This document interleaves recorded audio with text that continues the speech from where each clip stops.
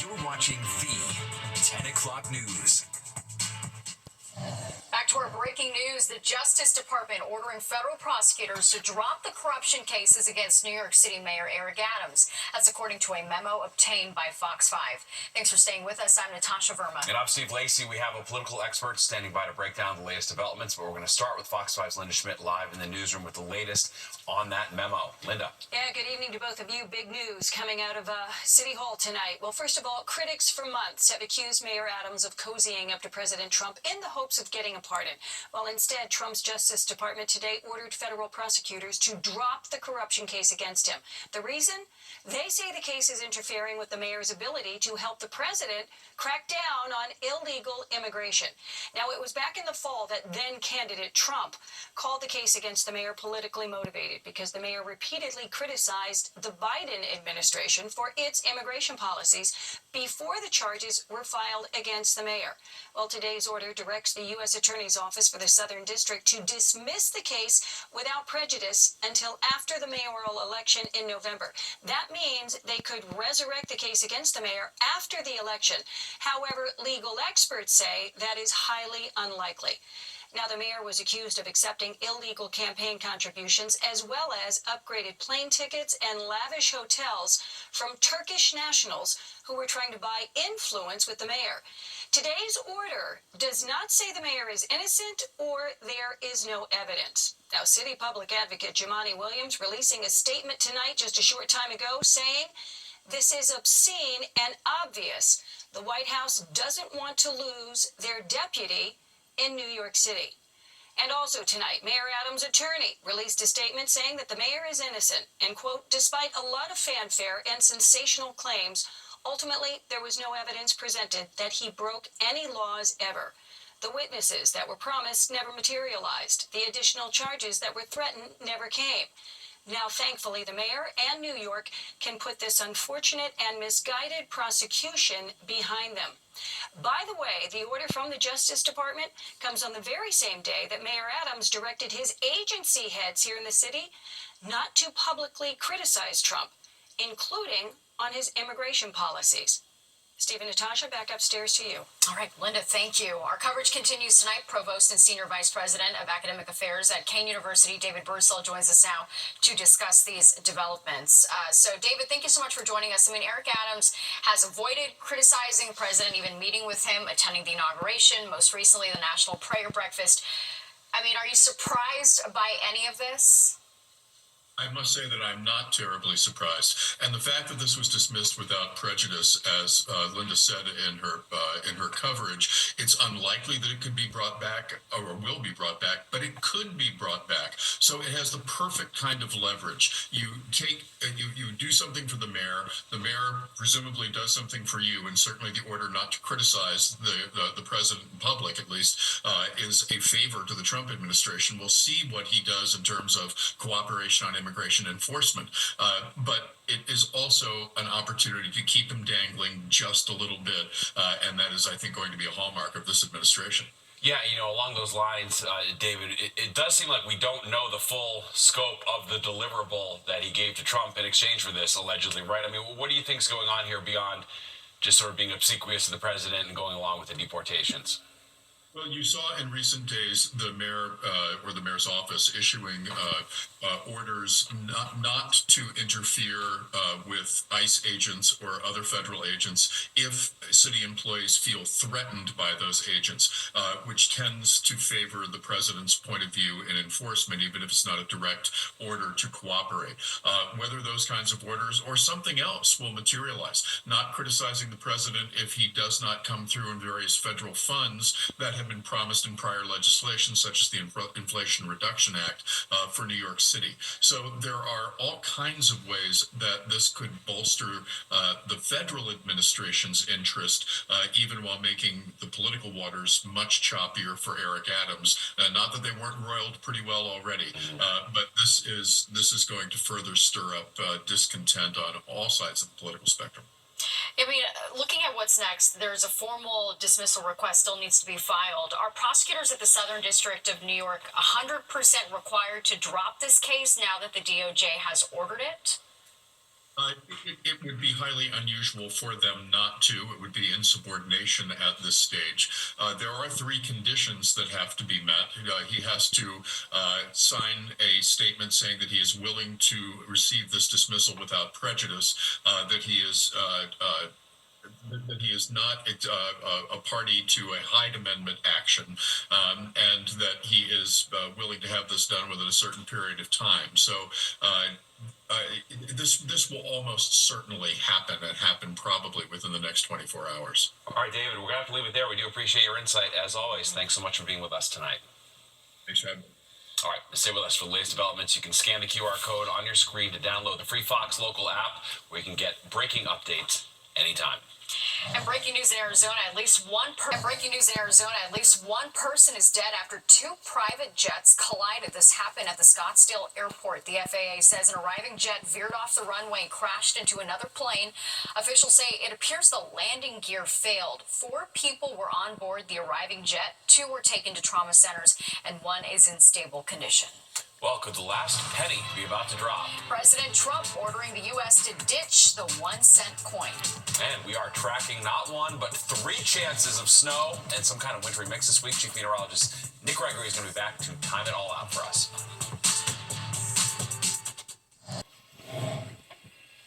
The Transportation Committee of the New York City Council meeting today for a public oversight hearing on the yellow cab industry. Now, among the items on the agenda, the overall financial picture for drivers, efforts to make vehicles more wheelchair accessible, and the impact of new challenges like congestion pricing. While it's still far too early to make an assessment on the impact of congestion pricing on the taxi industry, the early data is hopeful. With taxi trips up about 10% in the first week, it was in effect compared to the same week in 2024, which is consistent with the general upward trend of taxi trips before congestion pricing went into effect. The TLC commissioner also said yellow cabs have recently reported about 4 million trips a month, with that number steadily increasing. All right, the days of take a penny, leave a penny may be soon coming to an end. That's right. President Trump wants to get rid of the 1-cent piece, saying the production is nickel and diming the federal government. Fox 8's Jody Goldberg explains. Will pennies become a thing of the past? You can't buy anything with it. I do use them at Dollar Tree. There's been a big debate over the smallest value coin, and now with President Trump citing the rising cost of producing the penny as a reason to stop minting new ones.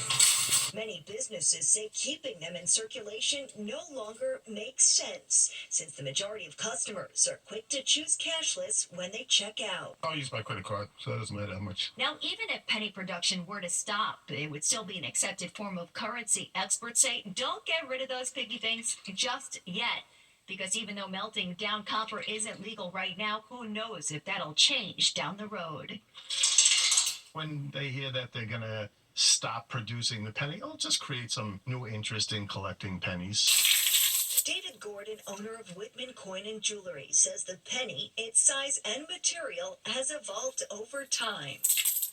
There's pennies that have the old wheat back, and we buy them for 2 cents a piece. And the memorial pennies that ended in 82, they're copper. So their copper value is worth more than a penny, but you're legally not allowed to melt them, so they're still around. Well, some say getting rid of the penny could lead to an increase in production of the nickel to fill the gap, worsening the financial burden. Economist Dr. Martin Cantor doesn't expect much to change. It costs almost $3.69 to make a penny and distribute it. Probably it'll take millions of dollars from the federal budget by not making it. How much would you be impacted? It would be less of a pain in my bag. Who's going to say, can I have a penny for your thought? Now it's going to be, can I have a nickel for your thought? A new phrase that we may coin in the future. On Long Island, Jody Goldberg, Fox 5 News. Well, they're the saffron-colored gates that had the Big Apple talking 20 years ago. That's right. Now they're back, kind of, in a very 2025 tech-forward way. Plus, it's a must-see moment from the Super Bowl, and it didn't come from the Eagles or Chiefs, but rather Kendrick Lamar. So flares back in, or boot cut, or skinny jeans. I don't know what's in anymore. I've just got all the different kinds skinny of jeans. You just found out we're back in. Yeah. But my wife just was told they were out, and she got this like wider pair, more like that. Yeah, like the flares. Right. I don't know. I'm sure I keep Kendrick's all annoyed the we're talking about his stupid jeans, not his halftime performance. That's my guess. But what do I know? Those are totally women's jeans. Yeah, Nick, do you have boot cut flare jeans? Nick thought $1,300 was a bargain. Yeah. He said that the price is right. I'm He's going like, out "That's right." tomorrow. $1,300 for jeans. Oh my goodness. Wear what you like, right? Wear what makes you happy. That's why I say whatever. And yeah, I mean, boot cut, flare, what have you. Whatever goes. All right, let's talk about snow. Because we've had 10.4 inches of snow so far this season. We're still shy of where we should be. That's around 17.3 inches, but we're going to pick up a couple of inches this week. So we're inching closer and closer to where we should be, which again will be eventually, if we can get to that 25, 26 inch range down the road.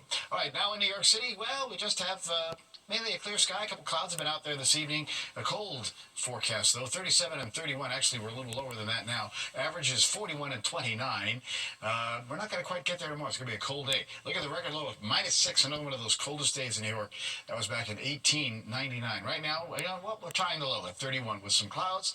Winds out of the northwest, but it's lightened up. Humidity 42%. Pressure rising, and it's pretty strong there, 30.41. All right, temperatures are diving, though. We're down to 18 in Sussex, and we're down to 28 at Belmar, 23 at White Plains, and 19 even to get out to East Hampton. So again, it is a cold night coming up. The northwest wind will stick around at about 5 to 10 miles per hour, but that'll be about the worst of it. Highs for the day, mostly mid and upper 30s, which is again a bit below average now for this time of the year. And take a look at the wide view, those 30s going all the way to Providence, and then it was about 30 or below that, Concord to Albany to Rochester. Cleveland State College sharing 32, but then 40s, Washington, D.C. southward. But that's going to change for them, as you're going to see. They're going to get a pretty good snowstorm there in the nation's capital, extending up into southern New Jersey as well. 30s, Detroit, Chicago, but 60s down towards Columbia, South Carolina. All right, so we have snow showers in upstate New York. We have just a couple of clouds around our area, so no big deal there. But you take a look at the wide view, and here's where our next system's coming from already. That snow spreading eastward across Illinois and Indiana, and the rain south of that. So one of those storms that is going to get going will pass to our south. So again, we're going to be sort of on the northern flank of it, as you'll see here looking at our futurecast. But a cold start to the day, out the door, mid-teens north and west, mid-20s in the city, low 20s on the island down to the shore. Not going to see much sun tomorrow. It's a lot of clouds, but nothing really happens during the day. It just stays cold. Low and middle 30s is the best we can manage tomorrow. But as we get into the evening time frame, again, we're going to start to see that snow come in. And this computer model is a little further south than some of the other models I'm looking at. I think this is going to be further to the north, so we'll take a look at some snowfall totals here in just a minute, but it's still going to be pretty cold into tomorrow night, 20s to about 30 around town and along the coast. We get a little break middle of Wednesday, and then the next system is going to roll in here. That's going to be for Wednesday night. That's going to come in as some snow initially, goes to sleep pretty quickly, and then rain. It'll end up in rain as well. And again, our future snow model here showing, 1 to 2 inches, maybe up to 3 inches in the city, and much more as you head down to the south. So that's definitely a possibility. That's where the winter weather advisories exist in southern sections of New Jersey. And again, my forecast pretty much again is indicating that we'll be seeing potentially 1 to 3 inches of snow around town. 24 here in the city tonight, teens in the suburbs, and then tomorrow again the snow will hold off, not so much during the day, but it comes in during the nighttime as we hit 35. Again, clouds Wednesday, snow comes in again at night, 35. That'll change to rain and end by late Thursday morning. Back to the 40s then. 30s Friday, nice day but breezy. We get snow to rain again Saturday into Sunday, staying in the 40s. Then turns much colder for Monday. Natasha and Steve? All right, we're ready. Well, 20 years ago, the Gates in Central Park, a massive public art installation, captured the world's attention. All right, now augmented reality is giving us a chance to relive the original in all its glory. This art exhibit getting a new lease on life thanks to the help of modern technology. Fox Eye's director Geraldino shows us how augmented reality is bringing the Gates back to Central Park. 20 years ago, massive gates transformed Central Park for 16 days. In February 2005, millions of New Yorkers came out to see them. And if you call them orange, Mayor Mike Bloomberg was quick to correct you. It's not orange, it's saffron. 2 decades later, people are still talking about the 7,503 saffron-colored gates that line 23 miles of Central Park. Their fabric panels moved with the wind, rain, sun, or snow. Take a look at the curtains, swaying a little bit right now, but at times they actually get picked up and go almost horizontal. Surely one of the most amazing, striking, innovative works of public art in New York City history. Patty Harris, who was deputy mayor at the time, now leads Bloomberg Philanthropies, which is bringing the gates back, this time through augmented reality. This was just a few years after 9/11, and for the first time since the attacks, our city was back on the front pages of newspapers globally. Not about a tragedy, but about a celebration about creativity and life. Now, thanks to AR, you can walk under those gates once again, watching the curtains shift in the wind virtually. This experience is available through the Bloomberg Connects app. It is only a work of art. The gates were the vision of Christo and Jean-Claude. This husband and wife artist duo have since passed, but they spent more than 20 years designing this project. They produced countless sketches and hired hundreds of monitors to answer questions. Usual question is, what is it for? And they will know to answer, oh, absolutely nothing. It's only a work of art. The AR experience is just part of the celebration. You can also visit the shed to explore how the gates were conceived, built, and funded. At the time, it cost more than $20 million. As you know, we also sold the original works of art to finance the project because the gates was self-financed. But they kept aside some works and some materials and documentation and schematics and actual gates. This exhibit runs from February 12th through March 23rd. Duarte Geraldino, Fox 5 News. Honestly, augmented's the way to go because, you know, when we had the portal, what happened with that? The portal. Oh, They had yeah, to shut no, people down were the misbehaving. portal. Yes, they were misbehaving. Yeah, we can't ever be too interactive. Yeah. Good point. I Gotta like be that. careful. All right, well, there's more of the 10 o'clock news straight ahead. We'll be right back. All right, check this nightmare out. It's a rare deep-sea fish sighting, a humpback anglerfish caught off the coast of the Canary Islands. The fish is a type of black sea devil and is usually found more than 4,000 feet below the surface. So it's unusual to see the fish in these blue waters. Yeah, it's usually pitch black where you can't see it. This is why I don't really like the water. I'm going to be honest with you. I don't want to run into something like that. I'm not equipped for that. Yeah, good thing we can stay on land, right, Nick? That's pretty scary, Yeah. I have to say. Yeah, but- stuff of nightmares. The real nightmare. Yep. All right, well, overnight it's a cold forecast. Teens, suburbs, low to mid-teens for that matter. About 24 in the city, low 20s along the coast. Just some clouds around tomorrow. Basically a cloudy day. We're going to get to the low and middle 30s, but the snow will move in tomorrow evening and potentially again up to about an inch from North Jersey into the Hudson Valley and Connecticut. We'll start to see 1 to 3 inches, though, as we head across the city, Long Island, and parts of central New Jersey, and then further south, it looks like more like 3 to 6 inches of snow, and then another threat of snow Wednesday night. Gotcha. All right. Thanks, And Nick. don't go anywhere. Good night, New York with Crystal Young and Ryan Christopher is next at 11, and you do not want to miss that. Okay, that does it for us.